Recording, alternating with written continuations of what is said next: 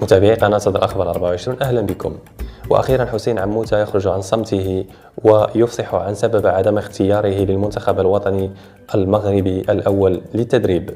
في لقاء إعلامي مع إحدى القنوات المغربية صرح المدرب حسين عموتة قائلا: لم أقبل بتدريب المنتخب الوطني المغربي الأول، أولا لظروف شخصية لأنني لم أكن مرتاحا ذهنيا ولم أكن متحمسا لذلك، إضافة إلى سبب آخر وهو الاحتفاظ بالصيرورة الجيدة للمنتخب الوطني المغربي، والأساسي لم أكن متحمسا لذلك، الشيء الذي كان سيؤثر سلبا على مردود وجاهزية المنتخب الوطني المغربي، لكن الفرصة ستأتي عما قريب إن شاء الله، وسأقود المنتخب الوطني المغربي الأول إلى إنجازات تاريخية أخرى.